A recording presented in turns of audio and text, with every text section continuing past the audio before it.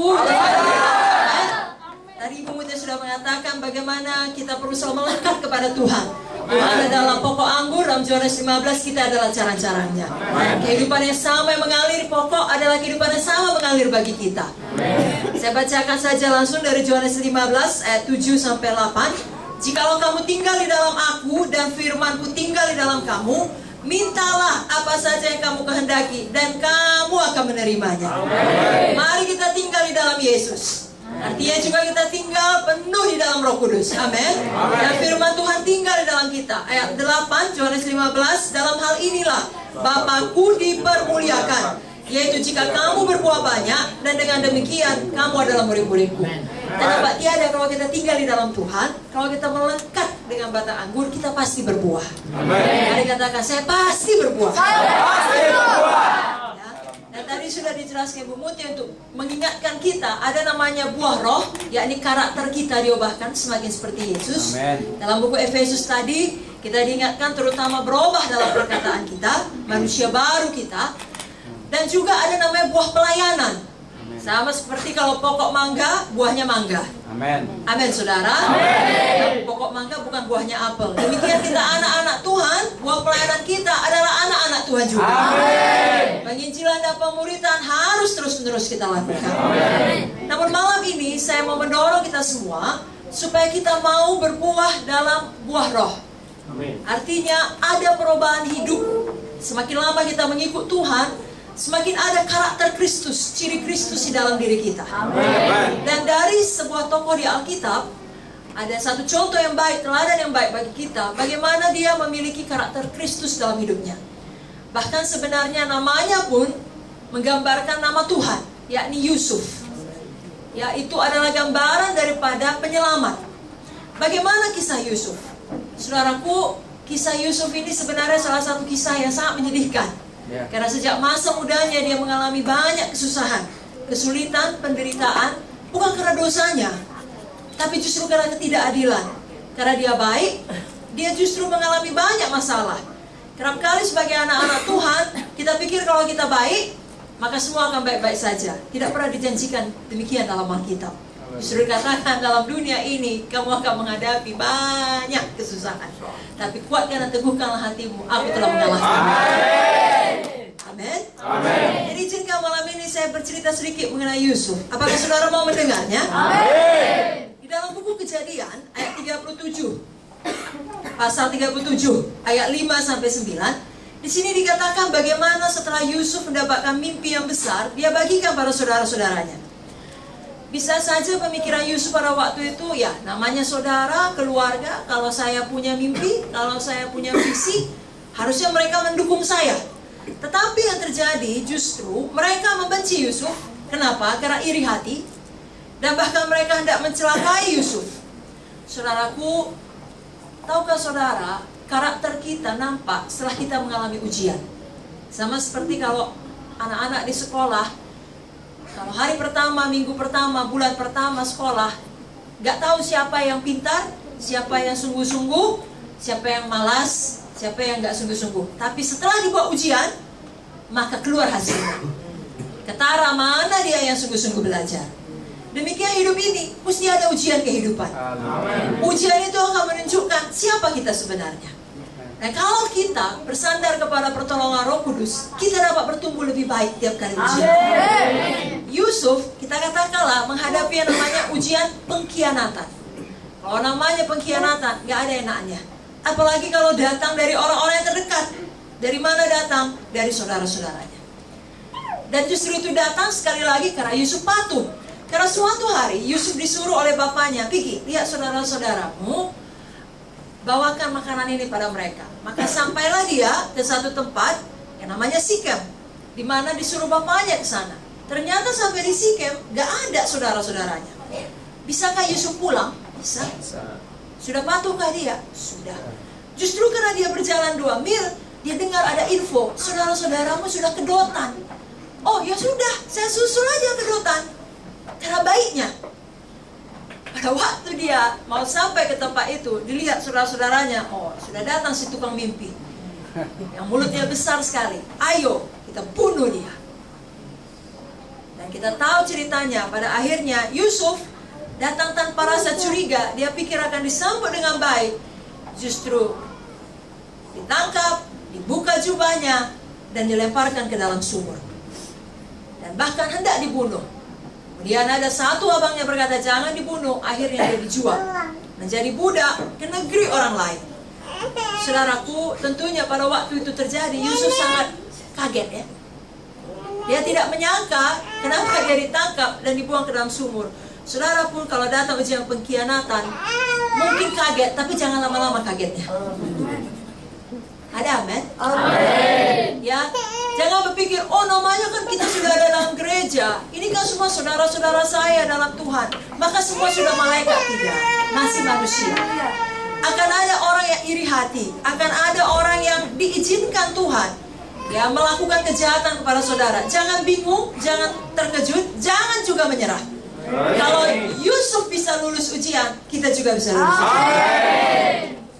Pada waktu Yusuf dimasukkan ke dalam sumur, gak ada sumur yang nyaman. Maka di dalam sumur ada sebuah meja, ada sebuah kursi, ada sebuah lampu. Itu gelap, saudaraku. Ya, nggak tahu pak ada hewan-hewan di dalam atau air atau becek. Yang jelas itu sangat tidak menyenangkan. Kita pun kalau dikhianati gelap kita rasa. Ya, kita bingung. Kok sampai hati ya? Kejam banget. Kok ngomongnya gitu terhadap saya? Dan sebagai akibatnya, yang diinginkan setan adalah kita menyimpan rasa marah, rasa dendam, sakit hati, mau membalas. Atau sebaliknya, begitu sedihnya kita, begitu putus asanya kita, begitu herannya kita akan kejahatannya, sehingga kita mau menyerah dan bunuh diri. Yang mana pun tidak baik. Tahukah saudara, Yusuf pun mengalami perasaan itu, tapi dia menang. Amin. Yusuf memilih lulus ujian daripada pengkhianatan ini dengan melepaskan pengampunan. Amin. Itulah karakter Kristus. Amin. Itulah buah roh tadi. Yusuf tidak menyimpan kepahitan atau sakit hati dan juga tidak tenggelam dalam kesedihan. Kenapa? Karena dalam Kejadian 39 ayat 2 di situ dikatakan, diterangkan, Tuhan menyertai Yusuf sehingga ia selalu berhasil dalam pekerjaannya. Kalau Yusuf memilih mengeraskan hati, menyimpan dendam, tentulah Tuhan tidak dapat menyertai dia. Dan tentulah ia tidak dapat berhasil.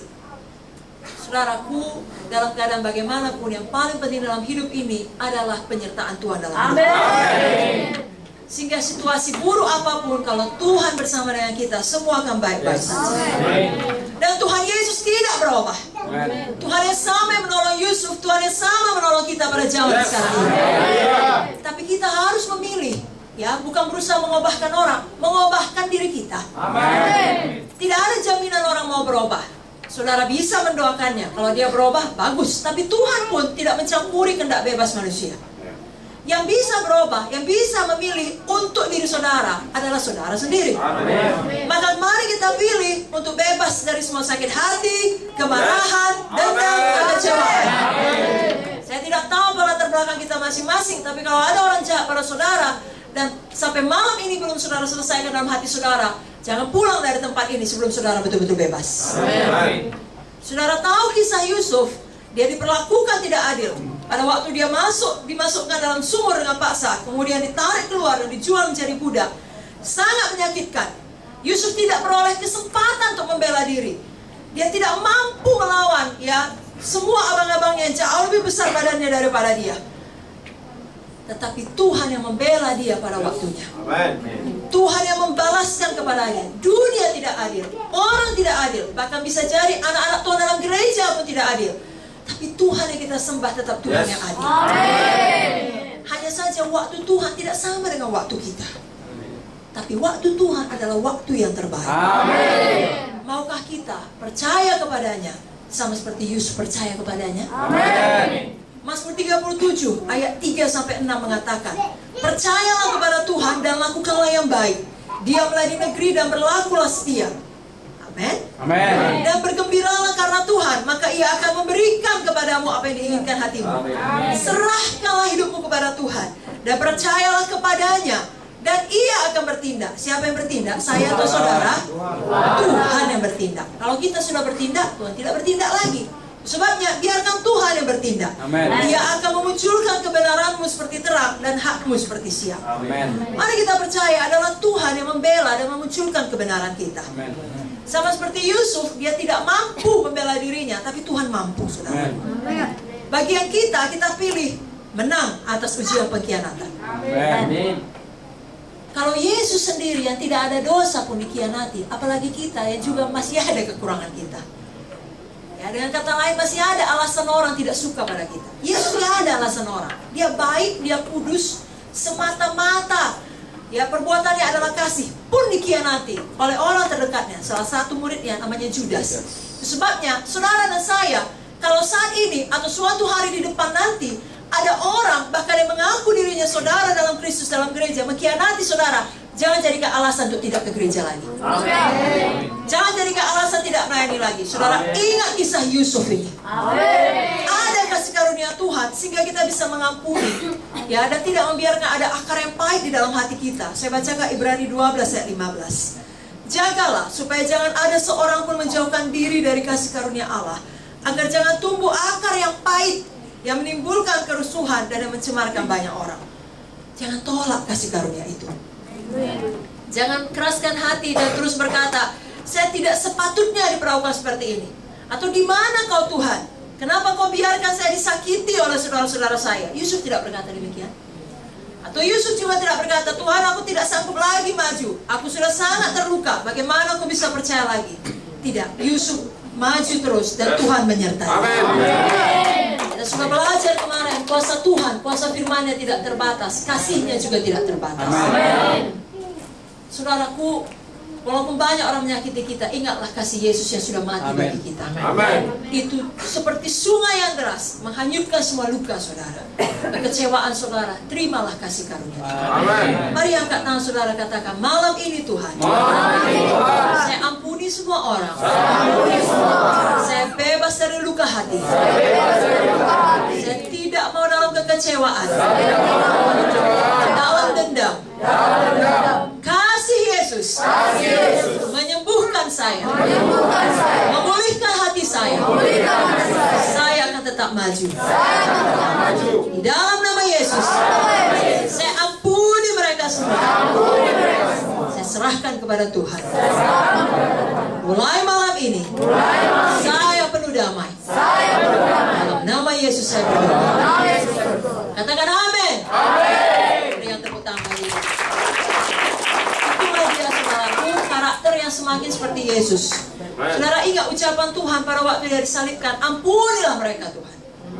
Bukan balaskanlah kepada orang ini semua Bapa, tidak, ampuni mereka. Mereka tidak tahu apa yang mereka perbuat. Amin. Tiap kali saudara mengampuni, saudara mengizinkan diri saudara dibentuk Tuhan, semakin memiliki karakter Yesus. Yang kedua, Yusuf setelah lulus ujian pengkhianatan, bukan langsung aman hidupnya, dia menghadapi ujian berikutnya. Saya dan saudara juga demikian. Terus ada ujian supaya semakin dibentuk seperti Yesus. Semakin nyata buah roh tadi. Yusuf mengalami, kita namakanlah ujian integritas, ya, ujian kekudusan. Karena ketika dia kemudian dijual, landinglah dia, sampailah di rumah seorang penguasa namanya Potifar. Lalu Potifar percaya kepada Yusuf karena dilihatnya Yusuf ini dapat memang dipercaya. Dia jujur, dia rajin, dia bekerja keras, bukan pencuri. Mari kita jadi anak-anak Tuhan demikian. Amin. Dimanapun saudara yang masih muda bersekolah, berkuliah, ya, atau kaum bapak, kaum ibu yang bekerja di luar sana atau dalam keluarga kita, biarlah kita dikenal sebagai orang yang jujur. Ya, orang yang lurus, orang yang dapat dipercaya. Perkataan kita, janji kita, itu anak-anak Tuhan namanya punya integritas. Amen. Ketika bapak muda panggil Tuhan, banyak hamba-hamba Tuhan, baik dari dalam negeri, luar negeri, memberikan ucapan pada ibadah memorial tersebut. Dan mereka semua bersetuju. Banyak di antara mereka menyaksikan hidup Pak Munte adalah hidup seorang hamba Tuhan yang penuh integritas. Dia rendah hati, selalu membawa sukacita kepada orang sekelilingnya. Tapi satu perkara, apa yang diucapkannya kami bisa percaya karena hidupnya sejalan dengan ucapannya. Amen. 1 Korintus 4 ayat 2 mengatakan, yang akhirnya dituntut dari pelayan-pelayan yang demikian ialah bahwa mereka dapat dipercayai. Amen. Kenapa Yusuf ini dikatakan lulus ujian integritas? Karena ketika ada kesempatan berbuat dosa, dia berkata tidak pada dosa. Kalau nggak ada kesempatan berjudi, makanya kita nggak berjudi karena memang nggak ada uang kita, ya itu belum terbukti. Tapi kalau ada kesempatan berjudi dan memang ada uang kita, ada waktunya, ada tempatnya, tidak ada yang melihat, kita memilih berkata tidak, itu baru terbukti. Yes. Sama seperti Yusuf dalam Kejadian 39 ayat 6 sampai 10, saudara bisa baca ayat di rumah. Tapi ini diterangkan bagaimana istri Potifar. Saudaraku, kalau Potifar seorang penguasa, istrinya bukan orang sembarangan. Akan dipilihnya wanita yang tentunya tercantik lah, ya setidaknya untuk dia, ya yang paling hebat. Lalu itulah menjadi istrinya. Istrinya ini membujuk Yusuf tiap-tiap hari untuk melakukan perzinahan dengan dia. Bukan hanya sekali, tapi terus-menerus. Kita mengatakan dari hari ke hari dia menggoda Yusuf. Pada waktu Potifar tidak ada, jadi ada kesempatan. Tapi Yusuf berkata tidak. Banyak orang kita pikir baik, tapi waktu datang kesempatan, langsung dia terjun berbuat dosa. Ketahuan aslinya yang jahat. Yusuf ketahuan aslinya yang baik. Amin. Karena caranya sangat sederhana. Dia hanya mengatakan satu kata kepada dosa, tidak. Bisakah Yusuf membuat alasan? Bisa. Oh, istri Potifar kan bos saya. Walaupun saya tidak mau, kan saya terpaksa.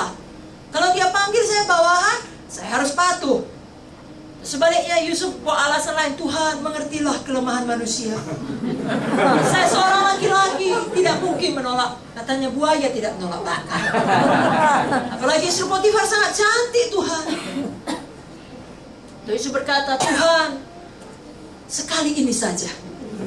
Bukankah Kau maha pengasih? Setelah itu ampunilah saya.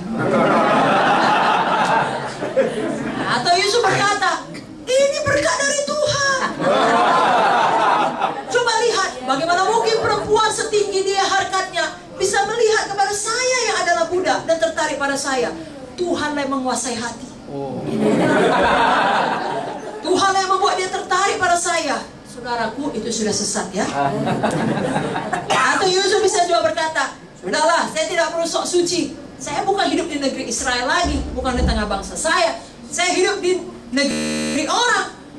Jadi saya harus ya menyesuaikan diri saya dengan cara hidup mereka. Kalau bagi mereka seperti ini hal yang biasa, bukan dosa. Dan toh kalau dia mau, gak ada yang dirugikan. Kami sama-sama mau. Bisa dia buat alasan seperti itu. Bahkan Yusuf bisa juga mengatakan, dulu Tuhan, waktu aku hidup patuh kepadamu, patuh kepada bapakku, justru aku masuk sumur, justru aku dijual. Nanti kalau aku patuh juga kepadamu, wah, gak ada gunanya. Bagusan aku memuaskan kehendak dagingku. Saudara, aku banyaklah alasan bisa dibilang Yusuf. Kalau kami hati-hati Tuhan, kami tidak akan ketahuan Tuhan. Lindungilah kami Tuhan. Tidak, saudaraku. Apapun alasannya, apakah itu wajar ataupun sangat tidak masuk akal, maka dia berkata, saya terpaksa. Atau semua orang juga melakukannya. Yusuf tidak mengatakan seperti itu. Biar kita juga belajar tidak mengatakan seperti itu. Jangan kalau udah buat dosa lalu ketahuan, maunya jangan dulu ketahuan bertobat ya. Tapi kalau sudah sempat ketahuan, tolonglah bertobat. Udah ketahuan pun. Coba mengerti? Jangan udah mau ketahuan gak mau bertobat, tetap buat alasan. Ya, saya terpaksa, saya tidak mau, tapi saya terpaksa korupsi, saya terpaksa ikut tawuran, saya terpaksa sama-sama mencontek. Kalau enggak nanti saya ditekan sama teman-teman saya. Jangan saudara, bertobat kita sungguh-sungguh. Tahukah saudara, setelah Yusuf menolak dosa, maka dia dimuliakan Tuhan? Tidak. Yusuf masuk penjara. Dan yang lebih parahnya, pada waktu dia masuk penjara, seluruh dunia percaya kebohongan istri Potifar. Istri Potifar, oh hebat hoaxnya. Rupanya hoax sudah ada dari dulu. Sejak zaman dulu pun ada hoax tanpa sosmed. Maka istri Potifar ketika Yusuf lari, dia ambil pakaiannya, mulailah hoax menyebar. Yusuf tidak berbuat jahat kepada aku. Dia menangis berteriak-teriak, Mama Poti ahli berbohong. Dan suaminya percaya, dan kemudian memasukkan Yusuf ke dalam penjara. Saya pikir seluruh dunia percaya dan berpikir Yusuf adalah pemuda paling tidak tahu diuntung. Sudah diangkat, justru mau makan istri bosnya sendiri. Layaklah itu membusuk dalam penjara. Pernahkah saudara demikian? Saudara justru sungguh-sungguh di kantor. Saudara yang datang paling cepat, pulang paling lama. Saudara yang dituduh korupsi, saudara yang dipecat. Sangat tidak adil, bukan? Tapi lagi-lagi Yusuf percaya pada Tuhan. Amen. Walau seluruh dunia salah menilai Yusuf, bahkan memperlakukan Yusuf dengan tidak adil, berpikir Yusuf lah yang salah, Yusuf lah yang jahat, layaklah dari penjara. Sekali lagi seperti firman Tuhan Ibu Vicky tadi pagi, Tuhan yang penting, bukan manusia. Amen. Tuhan tahu kebenarannya. Amen. Justru Yusuf lulus ujian integritas. Ya. Betul dia di dalam penjara, betul dia menderita, betul dia diperlakukan tidak adil. Tapi sekali lagi itu berguna untuk menghasilkan karakter yang baik. Amen. Saudara tahu kenapa? Karena Tuhan punya panggilan dalam hidup Yusuf. Yes. Dan untuk panggilan yang besar dibutuhkan kualitas karakter yang baik pula. Haleluya. Karena kalau panggilan saudara besar, karakter saudara tidak siap, kelak itu tidak akan membawa kebaikan bagi siapapun. Akan menghancurkan saudara, menghancurkan orang-orang yang saudara pimpin. Tuhan mau mengangkat Yusuf untuk menjadi orang yang sangat berkuasa, orang yang sangat tinggi dalam kedudukan dunia. Tapi Tuhan mau Yusuf siap, jadi dia izinkan Yusuf mengalami itu semua. Haleluya. Mungkin saudara mengalami banyak penderitaan, tanda tanya besar. Jangan takut, artinya ada panggilan Tuhan yang besar. Amen. Tepuk tangan bagi Tuhan Yesus. Sebabnya hari ini, mari kita berkomitmen buang semua dosa yang tersembunyi. Amin. Jangan mau berkata iya kepada dosa. Apalagi anak-anak muda, jangan masuk dalam percabulan. Walau seluruh dunia mengatakan tidak apa-apa, ya, standar dunia mengatakan itu boleh-boleh saja. Saudara punya standar firman Tuhan. Amsal 6:32-33 mengatakan, siapa melakukan zina tidak berakal budi. Orang yang berbuat demikian merusak diri. Sisa dan cemooh diperolehnya, malunya tidak terhapuskan. Anak-anak muda, kalau ada seorang gadis, kemudian dia hamil anak pertama dengan pasangannya, sangat bahagia ya. Orang tuanya bahagia, mertuanya bahagia, orang tua laki-laki pun bahagia. Amin. Semua ikut memeriksakan USG, laki-laki atau perempuan. Kalau sudah ketahuan laki-laki, semua ikut membeli barang-barangnya sesuai warna laki-laki lah. Kalau perempuan, beli semua pink, merah jambu, kan begitu. Bunga-bunga, bunga-bunga maksudnya. Bajunya semua. Baik, seluruh keluarga besar ikut merasa hamil, saudara. Artinya ikut bersiap menyambut anak yang akan lahir. Ada amin? Amin. Amin. Tapi ada juga kejadian kalau seorang anak gadis hamil, tidak ada yang sukacita, semua suntuk. Dia suntuk, orang tuanya suntuk, calon mertuanya suntuk, pasangannya suntuk. Kenapa? Karena urutannya nggak benar. Kalau yang tadi sukacita sudah diberkati dulu dalam pernikahan kudus, baru hamil. Kalau yang ini hamil dulu dia, belum menikah, maka semua suntuk. Demikian kalau kita mau melanggar firman dan memilih dosa, menikmati kesenangan dosa, apakah itu kekayaan atau apa saja yang dibilang dunia ini baik, tapi tanpa urutan yang benar sesuai firman. Saudara mau kaya dengan korupsi, tidak akan bahagia. Saudara mau menikmati semuanya dengan melanggar firman, tidak akan bahagia. Harus urutannya benar. Cari dahulu kerajaan Allah dan kebenarannya, maka semuanya ditambahkan. Amin. Haleluya. Saudaraku, kita percaya anak-anak Tuhan, tolong jangan sampai terkena penyakit yang tidak baik karena melakukan percabulan. 1 Korintus 6:13 mengatakan, tubuh bukanlah untuk percabulan, melainkan untuk Tuhan. Jadi tubuh untuk Tuhan dan Tuhan untuk tubuh. 1 Tesalonika 4:7-8 mengatakan, Allah memanggil kita bukan untuk melakukan apa yang cemar, melainkan apa yang kudus. Karena itu siapa yang menolak ini bukan menolak manusia, melainkan menolak Allah yang telah memberikan Roh Kudusnya kepada kamu. Mari kita mulai dari pikiran kita yang kudus. Amen. Perkataan kita kudus, hidup kita kudus. Amen. 1 Petrus 1:14-16 mengatakan, hiduplah sebagai anak-anak yang taat. Jangan turuti hawa nafsu yang menguasai kamu pada waktu kebodohanmu. Tapi hendaklah kamu menjadi kudus dalam seluruh hidupmu, sama seperti Dia yang kudus yang telah memanggil kamu. Sebab ada tertulis, kuduslah kamu, sebab aku kudus. Mari angkat tangan saudara, katakan, malam ini Tuhan, Malam ini Tuhan, saya mau hidup kudus. saya mau hidup kudus. Tolong saya Roh Kudus. Ampuni semua dosa saya. Dari pikiran saya. Perkataan saya. Tindakan saya. Saya mohon darah Yesus. Menyucikan saya. Yang lama sudah berlalu. Yang baru sudah datang. Dan malam ini saya katakan tidak pada dosa. Saya bebas sungguh-sungguh. Tidak ada lagi dosa yang terselubung. Kebenaran firman Tuhan membebaskan saya. Saya terima di dalam nama Yesus. Semua kita berkata, berikan dulu tepuk tangan itu. Haleluya. Sedikit lagi, masih mau saudara? Tahukah saudara setelah Yusuf dalam penjara, ya, dia tetap menolong orang lain. Jadi itulah dia gunanya kita mengalami ujian kehidupan, hati kita semakin lembut. Yusuf lulus ujian berikutnya namanya ujian ketekunan. Ketika dia di dalam penjara, ada juru makanan dan juru minuman raja masuk yang dikatakan bersalah. Tentunya ada yang tidak bersalah. Yusuf tahu perasaan itu, karena dia pun masuk penjara dengan tidak bersalah. Sebenarnya Yusuf bisa juga tidak peduli. Tetapi Alkitab menuliskan ketika mereka masuk, muka mereka murung. Yusuf yang bertanya, ada apa? Saudaraku, biarlah semua pengalaman hidup yang menyakitkan sekalipun membawa kebaikan, membuat saudara lebih mengasihi orang.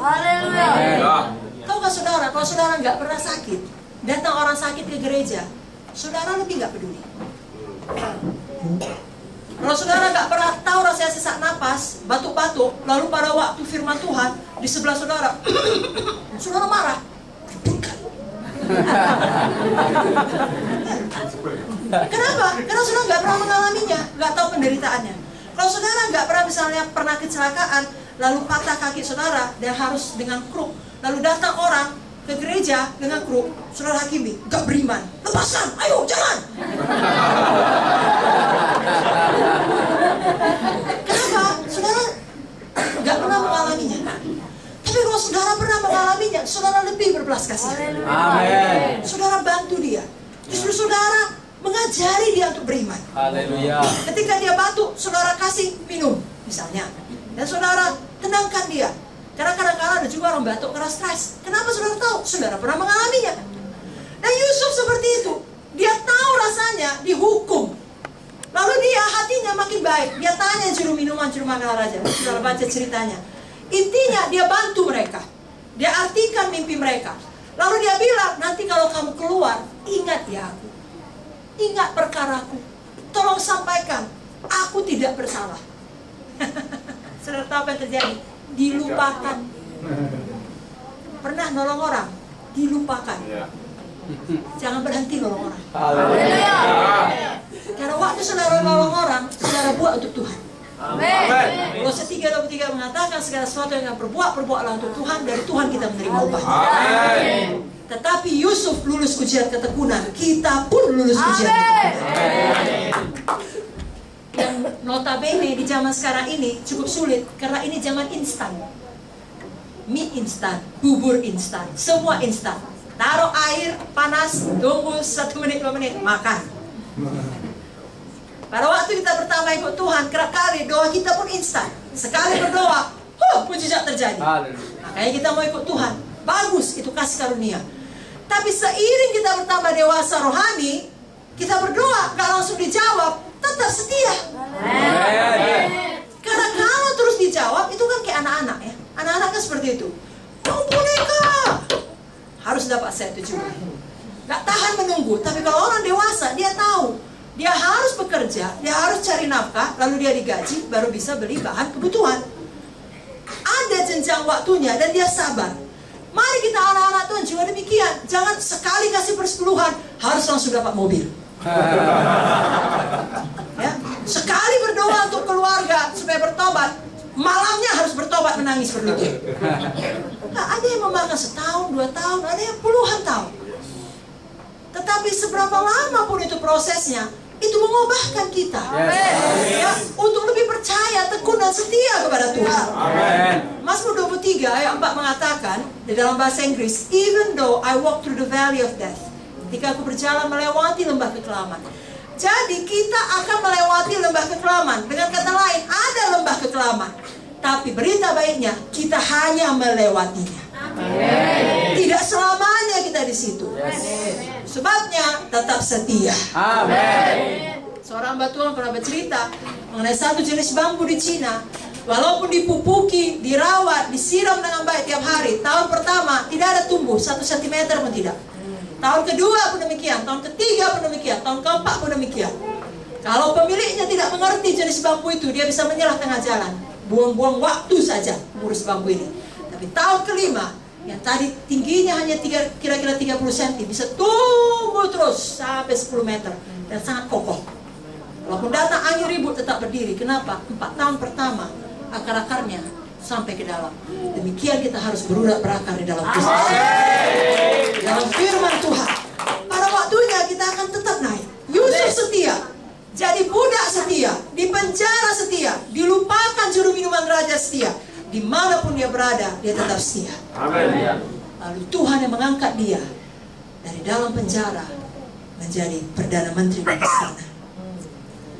Hal seperti itu adalah mustahil terjadi, tapi bagi Allah kita tidak ada yang mustahil. Amin. Amsal 26 mengatakan, banyak orang menyebut diri baik hati, tapi orang yang setia siapakah menemukannya? Mari katakan, saya Tuhan. Amin. Amsal 19 ayat 22, sifat yang diinginkan dari seseorang ialah kesetiaannya. Kiranya sekarang kita mengerti, jangan lagi tawar hati kalau mengalami penundaan.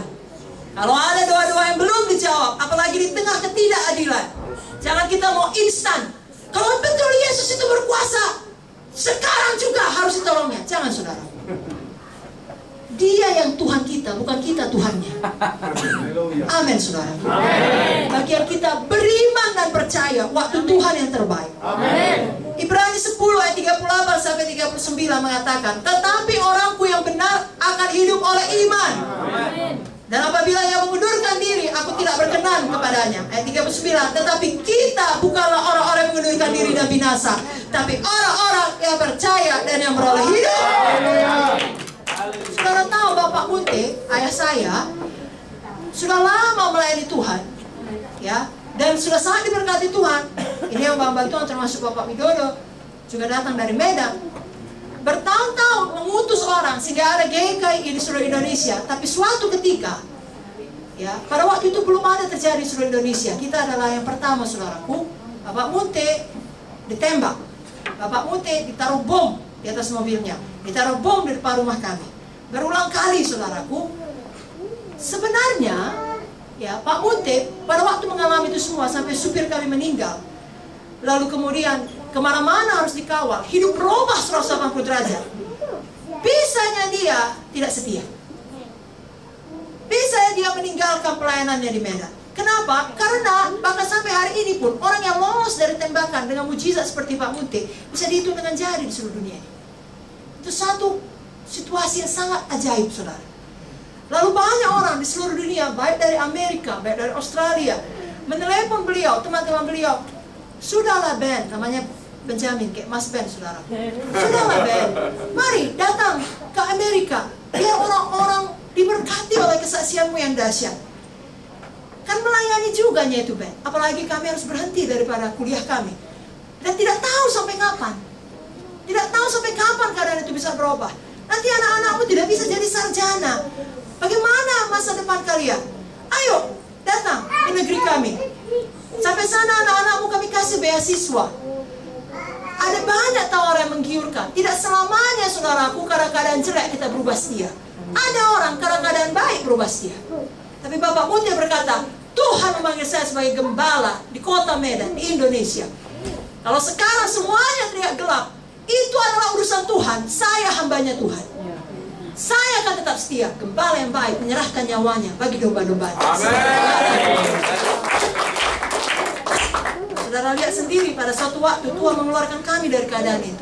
Sebabnya hari ini kami bisa keliling-keliling dan malam ini sampai di kota Semarang. Amin saudara. Amin. Saudara juga, mari kita tetap setia. Amin. Tadi angkat tangan saudara katakan, oh Tuhan Yesus, saya tidak akan mengundurkan diri. Apapun yang terjadi. Keadaan tambah buruk, tetap setia. Keadaan tambah baik. Saya tetap setia. Yesus tetap nomor satu. Di dalam nama Yesus, saya akan hidup dengan iman. Tiap-tiap hari. Semua kita berkata, berikan tepuk tangan bagi Yesus. Yang terakhir saudaraku, 5 menit lagi. Masih bisa? Yusuf lulus ujian yang kebanyakan orang menyebutnya ujian yang paling susah. Namanya ujian kesuksesan. Seperti yang saya katakan tadi, kalau kita banyak persoalan, kerap kali kita mendekat sama Tuhan ya. Lagi sakit, cari Tuhan ya. Lagi susah, cari Tuhan. Tapi banyak orang justru sudah sukses, lupa Tuhan. Yusuf tidak demikian, saudaraku. Ketika Yusuf sudah diangkat Tuhan, sudah keluar dari masalah, sudah menjadi penguasa di Mesir, Yusuf tidak berubah setia. Itu tidak membuat dia jadi penguasa yang otoriter, yang jahat, yang memaksa. Ada banyak orang punya banyak bawahan mengikuti dia karena intimidasi. Tapi Yusuf tidak pernah mengintimidasi, saudara. Mari kita belajar sama seperti Yusuf menang atas ujian kesuksesan. Amen. Kalau saudara sudah diberkati, kalau saudara sudah makin banyak uang saudara, harta saudara, mobil saudara, tetap Yesus nomor satu. Amen. Kalau sebelum ada mobil, rajin ibadah. Sesudah ada mobil, lebih rajin ibadah. Amen. Sebelum menikah, sungguh-sungguh melayani. Sesudah menikah, lebih sungguh-sungguh. Amen. Sebelum punya anak, mohon Tuhan berikan kami anak. Lalu Tuhan berikan, setelah punya, lebih lagi setia. Amen. Jangan seperti banyak orang di luar sana yang mengatakan ketika dia sukses, oh itu hasil kerja keras saya. Betul, bisa jadi ada benarnya. Karena dia kerja keras, dia berhasil mendapatkan kesuksesan itu. Tapi Tuhan yang memberikan dia kemampuan untuk kerja keras. Amen. Dengan kata lain, tolong lihat semua berkat sebagai anugerah Tuhan, bukan karena prestasi pribadi saudara. Amen. Sehingga kalau saudara naik, selalu ada, kita masih manusia berdosa ya. Selalu ada keinginan untuk menyombongkan diri, tapi tolong itu segera dimatikan. Haleluya. Kiranya semakin tinggi Tuhan mengangkat kita, semakin rendah hati kita. Amen. Yang kita ingat dari mana Tuhan telah memanggil kita, dari mana Tuhan sudah menyelamatkan kita. Jangan pernah lupa itu. Amen. Dari mana Tuhan sudah menolong kita. Sama seperti Yusuf ini saudara. Tolong jangan seperti orang yang sesudah ikut Tuhan, kemudian dia dapat pekerjaan, lalu kemudian dia diberkati, justru dia meninggalkan Tuhan. Tadinya dia gak punya pekerjaan, sekarang sudah punya banyak toko. Ternyata di tokonya dijualnya rokok, dijualnya minuman keras. Itu sama seperti meninggalkan Tuhan. Jangan begitu saudara. Biasa udah sakit, udah bagaimana, hari Minggu tetap ibadah. Sekarang ada business meeting, saya tidak usah lagi ibadah hari Minggu. Jangan saudara. Itu tidak lulus ujian kesuksesan. Yusuf lulus ujian kesuksesan. Amen. Mau di penjara, mau di istana, dia tetap pribadi yang takut akan Tuhan. Amen. Dia bukan berubah menjadi penindas, semena-mena. Dan yang paling penting, perhatikan baik-baik, Yusuf tidak membalas dendam kepada saudara-saudara. Ada kesempatan, sebenarnya asik kali ya, orang yang jahat sama kita, menginjak-injak kita, ternyata suatu hari dibalikkan Tuhan posisinya. Dia yang harus mengemis sama kita. Bukankah secara manusia memang betul-betul tangan Tuhan? Tidak mungkin. Dibuat Tuhan mungkin. Adalah bodoh untuk tidak membalasnya. Tidak saudara. Lihatlah Yusuf. Datang saudara-saudaranya perlu makanan. Karena pada waktu seluruh dunia dilanda kelaparan. Tapi untuk itulah Yusuf diangkat Tuhan untuk menyelamatkan seluruh dunia. Dia adalah gambaran juru selamat. Lalu saudara-saudara datang, singkat cerita saudara baca saja. Yusuf tidak membalaskan kepada mereka kejahatan yang mereka perbuat. Yusuf mengampuni mereka. Bahkan seorang hamba Tuhan mengkhotbahkan, ketika dia memberitahu siapa jati dirinya, dia usir semua orang Mesir keluar. Kenapa? Karena dia mau kelak saudara-saudaranya bisa diterima dengan baik di tanah Mesir. Karena orang Mesir menganggap Yusuf seperti dewa, saudara, menyelamatkan mereka. Kalau mereka tahu saudara-saudara sangat jahat, tidak aman hidup mereka di Mesir. Diusir semua keluar, gak tahu cerita sebenarnya, supaya bisa semua tinggal seperti keluarga penguasa. Begitulah baiknya Yusuf. Tapi begitulah tidak baiknya saudaranya. Sampai detik terakhir sebelum Yusuf mati, mereka berkata, nanti kalau ayah kita mati, Yusuf akan membalaskan pada kita. Tetap tidak bertobat. Makanya jangan berusaha sibuk sekali mengurus orang. Kita yang mengurus diri kita. Serahkan orang kepada Tuhan Yesus.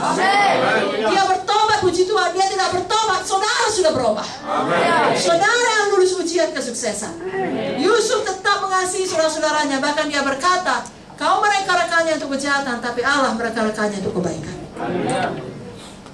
Dalam perjanjian baru Roma 8:28 mengatakan Allah turut bekerja dalam segala sesuatu mendatangkan kebaikan bagi kita. Ya, adalah mudah ya bagi manusia biasa untuk mengalami amnesia, lupakan kebaikan Tuhan. Begitu sudah sukses. Tapi di tempat ini kita tidak mau amnesia akan kebaikan Tuhan. Amin, saudaraku.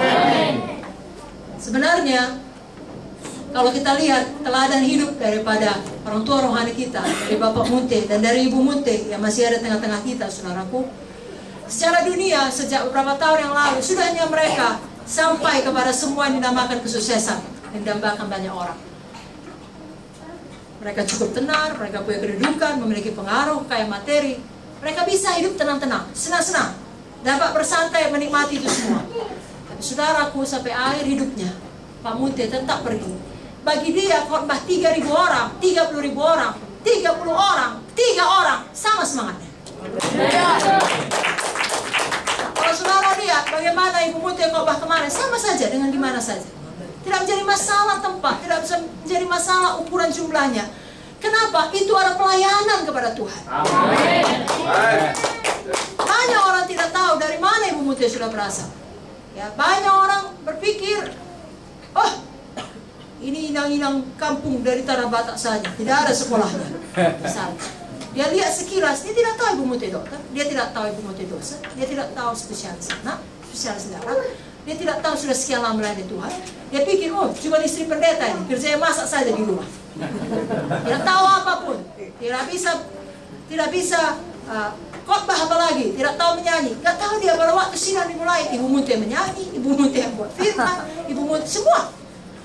Orang tidak tahu, tapi Tuhan tahu. Amen. Lalu ketika Tuhan sudah angkat, Ibu Munte tetap orang yang sama, tetap orang yang rendah hati. Amen. Teladan di depan mata kita, mari kita ikuti. Yes. Jangan pernah kita mulai dengan baik, kita akhiri dengan tidak baik. Biar kita mulai dengan baik, kita akhiri dengan baik. Galatia 3 ayat 3-4 mengatakan, adakah kamu sebodoh itu? Kamu telah mulai dengan roh, maukah kamu mengakhiri dalam daging? Sia-siakan telah kamu alami sebanyak itu, masakan sia-sia? Jangan sia-sia.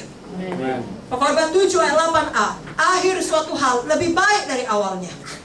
Dari sini kita mengerti, bagus punya awal yang baik, tapi yang paling penting, akhir kita baik. Mari kita tetap setia. Kata saudara katakan, oh Tuhan Yesus, saya mau tetap setia. Saya lulus ujian kesuksesan. Apapun yang terjadi, saya ikut Tuhan Yesus selama-lamanya. Tiap-tiap hari ada buah roh. Semakin nyata karakter Yesus di dalam hidup saya. Jadilah bagi saya. Dan semua kita berkata amin. Saudaraku, miliki buah roh, miliki juga buah pelayanan, akan disampaikan Ibu Victoria. Mari kita sambut Ibu Victoria.